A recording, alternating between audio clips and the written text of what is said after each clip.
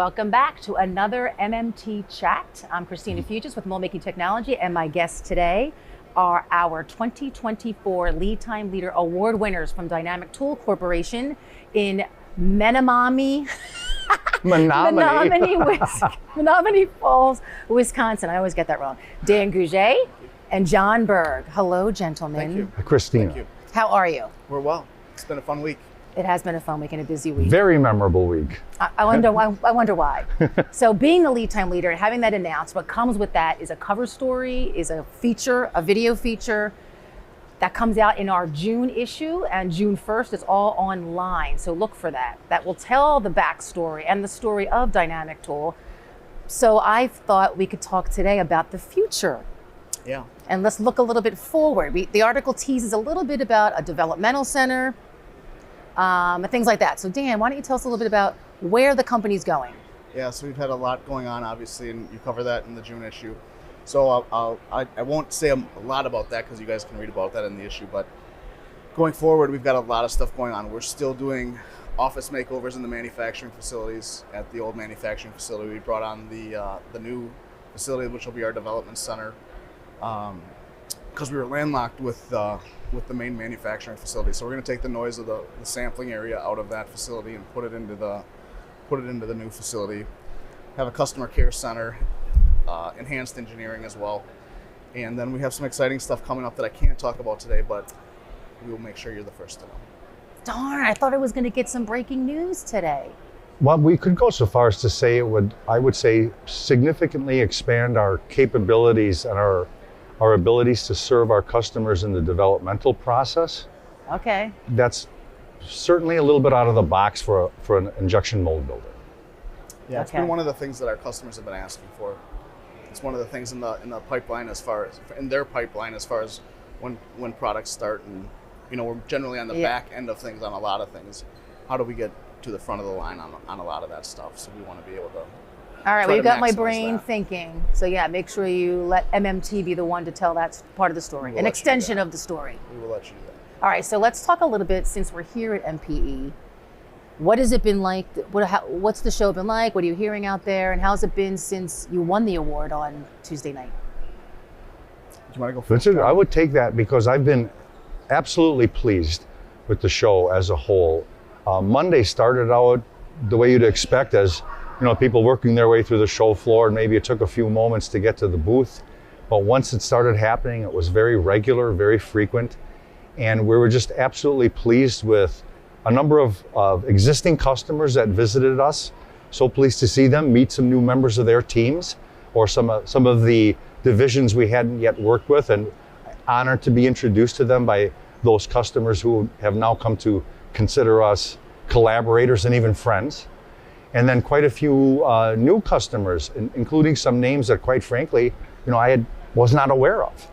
Medical device packaging, caps and closures people that have started new companies, as an example. Just before I came here, I met with an old friend in the industry, someone who I had known for 20 plus years and had always associated exclusively with one company.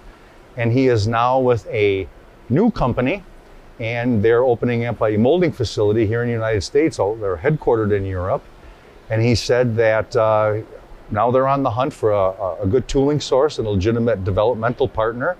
And he said one of the first he thought of was Dynamic, and he had to come over and make a solid connection with his partner in the business. So that, to me, that I can't think of a better compliment to be paid by someone you not only consider a business associate and a friend, and then they trust you to the point where it's an important decision for them, obviously. This is a new adventure for them, and he's working with somebody new to him, and he thinks that highly of us, that he would bring them over and spend some time in our booth so that his associate gets to know us and gets a feel for Dynamic. And that's really just one of several dozen meetings we've had this week. So the show was, in my eyes, it was a success at the end of the day Monday, and Tuesday just got better. The traffic was better. That's a great example of the value of events like this and just being in person. Those things won't happen if you don't get outside of the shop, right? And mingle with people and put yourself out there. There's nothing like being in person. And I think too, this event especially, and we have a lot of very good trade events in America, obviously, and not everything has to be of this scope, obviously, but because of the size and scope of this event and how it shows off the myriad of processes in our industry, every one of them important, to the different companies and the different products we have, you cannot help but walk through the halls and get inspired by the energy you see in the booth, the new technologies, and the investment that people have put in to make a solid first impression on some people, absolutely. or to be inviting.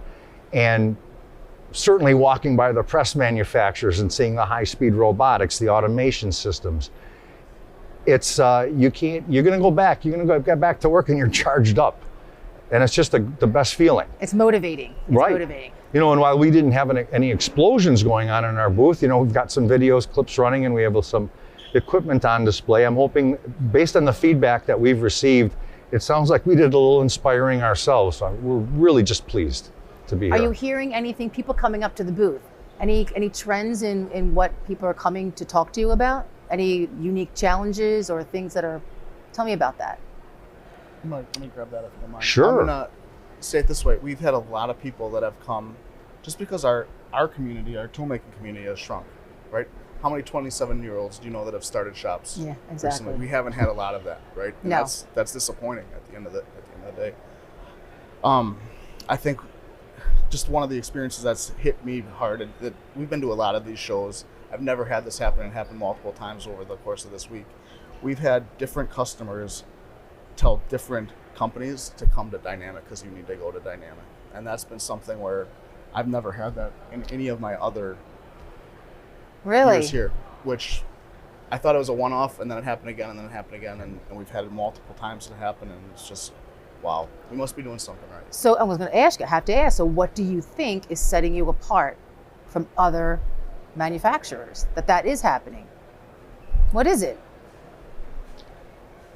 It would be difficult to say it's one thing, but I think it's that legitimately fully staffed and resourced, integrated approach that we take to legitimately understanding a customer's focus and their end goal, not only as a business, but in that specific product line that they're bringing us. And we fare best, as I've told a number of new visitors to us, and they asked almost identically, so what sets you apart? Now, I have heard good things about you. I saw you won the Lead Time Leader Award. And they came over to congratulate us and learn a little bit more. But really, what sets you apart, John? Why is, they've asked everyone in the booth that, and I'm telling everyone it's the same thing. It comes down to the people in our company, and that we insist on doing our homework to the very best of our ability, getting an understanding of where they need to be, and making absolutely the best practices recommendations we can, whether that has to do with steel selection, cooling channels, thermal control, what have you, cavitation, ejection systems. We fare our best when we're not just treated as one of 5 or 10 RFQ destinations. And we certainly get our share of those, but I think when we really shine is when a molder or an OEM has done their homework and has decided these 1, 2, or 3 shops look like a really good fit.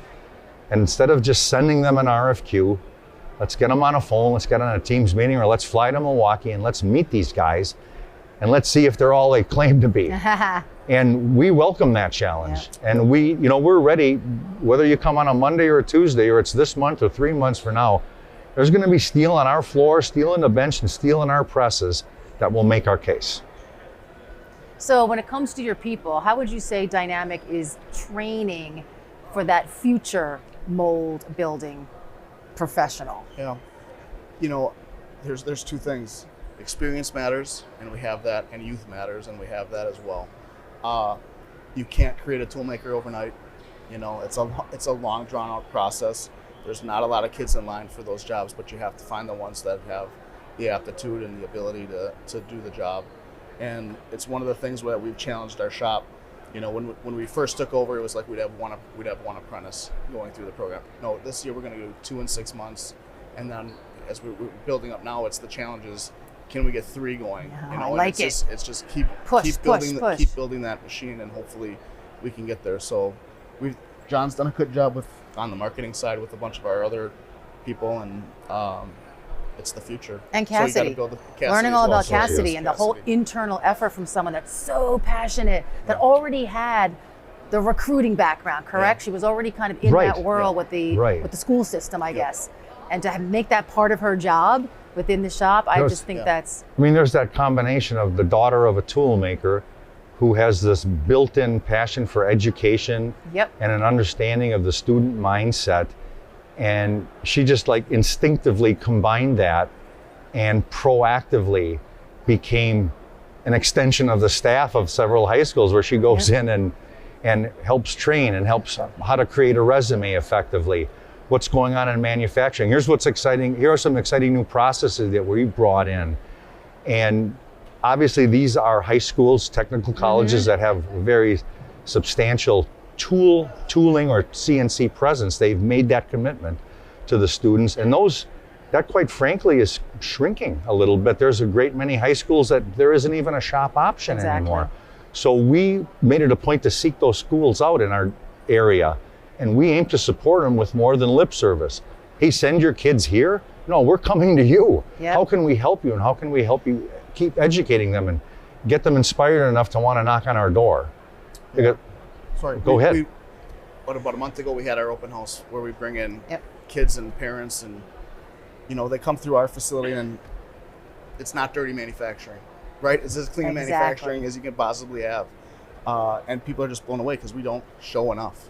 At the end of the day, we don't show enough, right? We hold everything. I can see the parents' eyes opening up more than the kids' eyes, because they're the ones that sometimes are the ones pushing the kids outside of the trades, right? Because they have preconceived notions about it.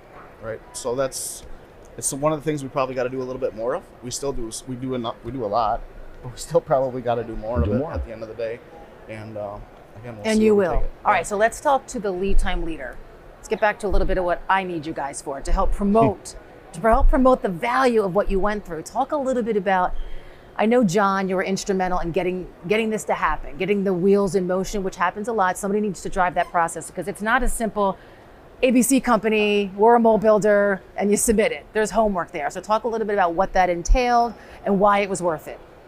Well, it's, the questions that you send for consideration and for filling out, in some ways are relatively daunting. Because while it may be, well, they are. It's you, and your first inclination is, well, I want to work my way through this, and I want to do a good job. And how can I answer that as briefly as possible? And the more I dove into it, I realized that wasn't the best way to do this. I had to first get a really fundamental understanding of what that question was going for, and then sit down with Dan, sit down with Steve and Ken, and then walk through the tool shop and walk through our design group. Talk to Dave Miller, talk to Dave Horahan, talk to Scott Mantnier, and talk to our apprentices. All right, what made you come here? What did you see? And I started making notes, and I started categorizing responses, and talk to Dan again about the machinery that's coming in and why it's coming in.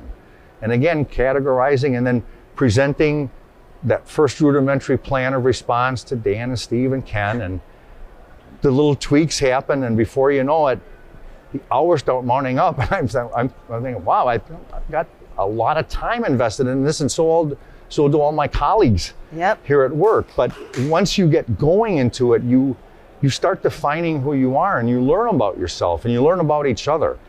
And any tool shop that asks me, and I will tell you, our good buddy Ray Coombs from Westminster stopped by this morning to visit our booth. And Ray will tell you the same thing. It's worth every minute you put into it, because of not only what it teaches you about your company, but what it does for the team. And it's one thing that, our team was already inspired because they knew what we were doing. This is why I'm asking you all these questions, and this is why I'm running around with my video camera and photos. And by the way, once it was done, now they're coming, and they were excited, and they were incredibly proud. And not just the guys with 20, 30 years under their belt, but the apprentices went, what? We won. It's like, I'm part of a winner here, and when the video gets published and, the news went out already, I saw the emails the email started buzzing around the shop right away, where, everybody's copying everybody and sharing the link. And it's just the neatest thing to see. I forgot to even ask you about that. But once it got let loose, like, were you people emailing each other? Absolutely. Like, what are they talking about? The thank you or the congrats from from the customers that started rolling in. That's wonderful. Was so cool. People who visited our booth because we won. Yeah, so that's what I want to hear. Exposure. That absolutely. Extra touch. I like that it was completely collaborative. It wasn't a single person that took on the job of filling out a form, because that is the exercise we want you to go through. I have to ask, was there, either one of you, was there something you learned about each other, the company, that like came to light going through that process that you didn't know about yourself? I want to say it this way. John sent the questions to all the management at the, in the beginning. I need 15 minutes with you, each and every one of you, right? Which probably turned into a half an hour, which wasn't a bad thing though, because you had such a broad range of questions, right? That we did need to talk about that stuff longer, right? And then we get together at the end in a big group setting and kind of go through a lot of the people's answers, and maybe we're not on the same page on that, or we are pretty aligned on that.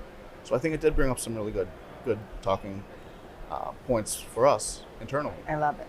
And you learn about, you're predisposed because of somebody's background, a toolmaker like Dan, and the way he came through the industry versus Kenny or Steve or Scott.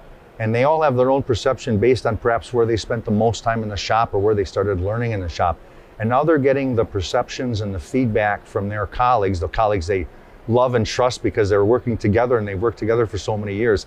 And you can just see them looking and, I'm getting, wow, all right, that's how you saw that. And now I've got a different slant on that. And you get this level of appreciation for each other's experiences. And then you realize it's just making you stronger and stronger as a team. And now you can rely on each other even more. Yeah, brought you closer. It brings you closer. Does somebody hang the banner up now, or you wait until you get back? Well, that's a darn good question, right? And I can't answer it from Florida. But that banner is going to go up. That I'll guarantee you, and we're going to push it. I mean, we're very, very proud of the award. We took it very seriously. We did a lot of homework, and we engaged the entire company. It's wonderful. In this award, from soup to nuts and A to Z. Everybody was on board. Everybody participated. And yeah, that banner is going up in the shop right by our flag. I love it. And well, on that this is a big deal. On that note, I'm gonna end it. I'm gonna encourage people out there to nominate their shops for next year's Lead Time Leader Awards competition to keep this going. They're a great testimonial as to why it is of value, and it's gonna go on. It's just begun, gentlemen, so hold on. And you, sir, keep me posted on this news. Absolutely. So congratulations again. Thank you so much, Christina. Thank you. And that's it.